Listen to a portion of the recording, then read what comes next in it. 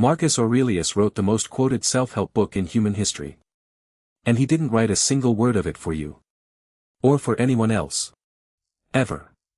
He wrote it for an audience of exactly one person. Himself. Let's talk about who was actually holding the pen. By 161 AD, Marcus Aurelius is Roman emperor. Arguably the most powerful human being alive. And almost immediately, everything goes wrong at once. A plague sweeps the empire, killing so many people that Roman armies genuinely struggle to find replacement soldiers. Germanic tribes start pushing across the northern border. So Marcus, a man who by every account would rather be reading philosophy, has to go be a full-time general instead. Somewhere on the frozen Danube frontier, in a military tent, surrounded by war and disease, the most powerful man on earth starts writing to himself. In Greek. At night. Not a speech. Not a decree. Not a single word meant for the Senate, or history, or you. He didn't even give it a title.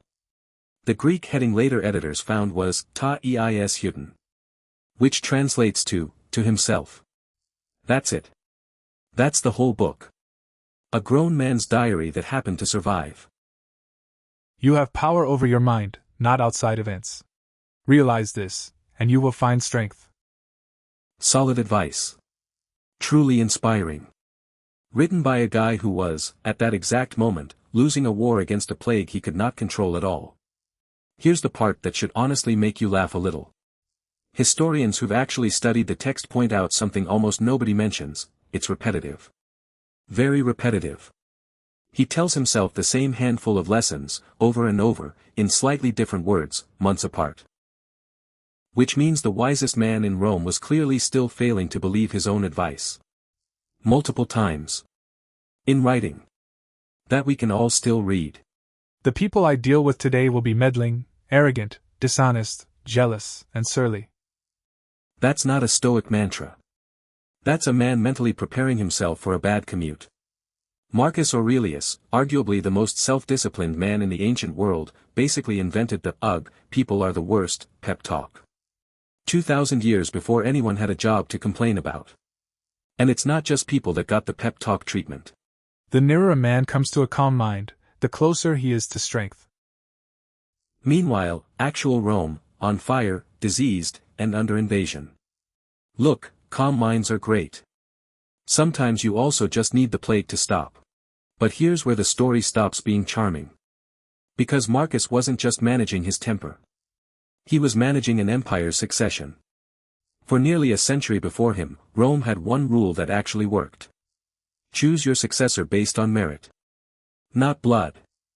For emperors in a row, one after another, all chosen this exact way. It's the closest thing Rome ever had to a golden age. Marcus knew this. He'd lived it.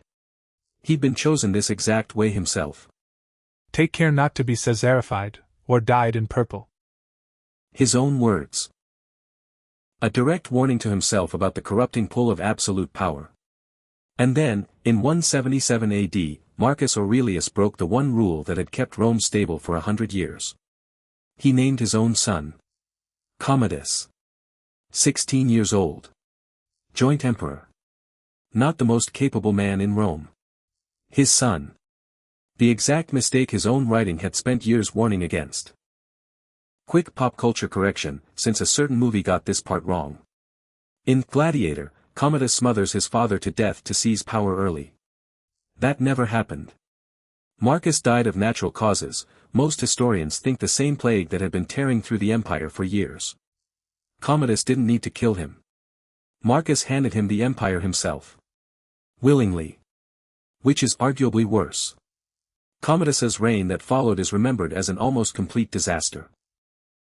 He declared himself the reincarnation of Hercules. He personally fought as a gladiator in the arena. The Emperor of Rome. Cosplaying as his own entertainment. He renamed the months of the year after himself. His own sister tried to have him assassinated. That plot failed. His favorite concubine tried poisoning his wine. That failed too. On New Year's Eve, 192 AD, his own wrestling coach finally succeeded, strangling him in his bath. Most historians mark this entire chain of events as the beginning of Rome's long decline. The Golden Age didn't end with an invasion. It ended with a father who couldn't take his own advice about one single decision. There's one more strange twist to this story, and it's sitting in a museum in Rome right now. A massive bronze statue of Marcus on horseback still survives today. Nearly 2,000 years old. It's the only bronze equestrian statue from the entire Roman Empire that wasn't melted down for scrap metal. Every other emperor's statue like it, gone. Recycled. Lost to history. This one survived purely by accident. For centuries, medieval Christians mistakenly believed it depicted Constantine, the first Christian emperor, so they refused to destroy it. Marcus Aurelius, a man whose own reign saw a rising persecution of Christians, was accidentally saved from history by the very group he didn't protect.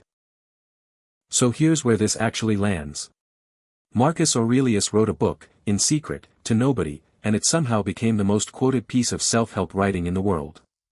14 centuries passed before anyone else even read it. It was first printed in 1559. Which means for over 1,000 years, the most powerful man in Rome's private pep talk to himself just sat there. Unread. Doing nothing for anyone. And the one time his own wisdom actually needed to work. On the single most important decision of his life, it didn't. Somewhere right now, someone's got a Marcus Aurelius quote saved on their phone. Motivation for the gym. Motivation for a bad Monday. They have no idea the guy who wrote it was repeating the same advice to himself for years because it kept not sticking. And that even he, with everything he understood about wisdom and restraint, couldn't apply it to the one choice that actually mattered. Great line. Still on posters. Still on desks. Written by a man who, when it counted most, chose his son instead. Which might be worth remembering, the next time a quote from a 2,000-year-old diary tells you exactly how to live. Waste no more time arguing about what a good man should be. Be one.